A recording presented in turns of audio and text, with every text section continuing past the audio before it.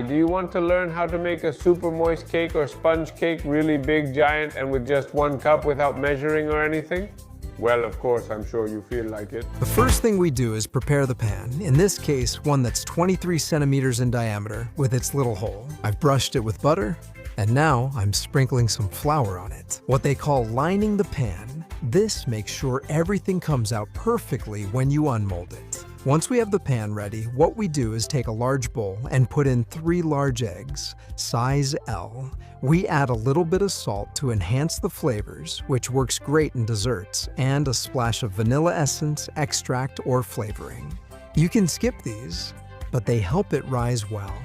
And now, with any cup you have at home, do the following. Put sugar in it, and that's how you measure 1 cup of sugar.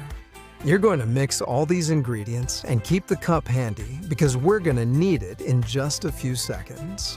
Mix the sugar very well with the previous ingredients until you have a smooth cream.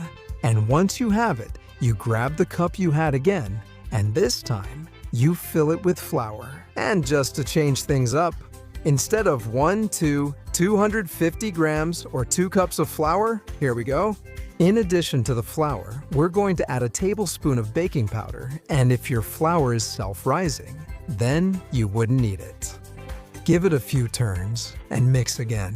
Once everything is mixed smoothly with no lumps, add the final ingredient. If it still turns out pasty, don't worry, that's normal, because now we're going to add a bit of liquid with a cup once again. But this time, orange juice. Pour in 200 milliliters, give it one last mix, either with an electric whisk, a hand whisk, or a fork, and when the texture is completely smooth. Recipe ready!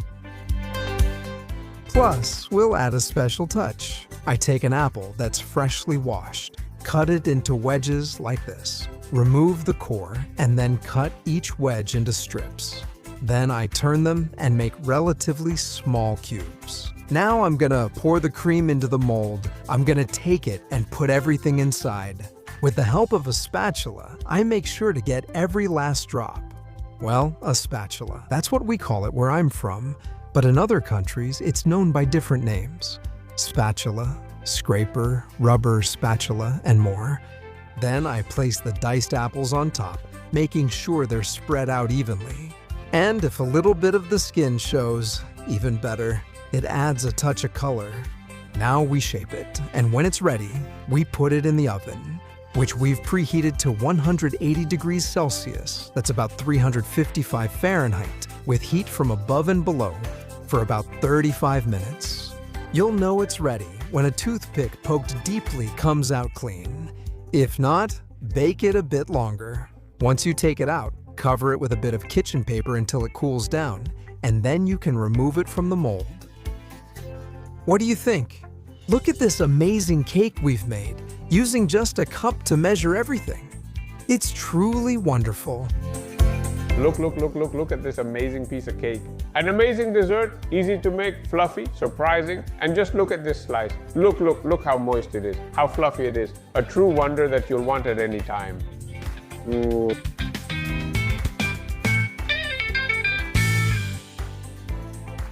Ideal, a simple dessert, and besides being delicious, it goes great with everything.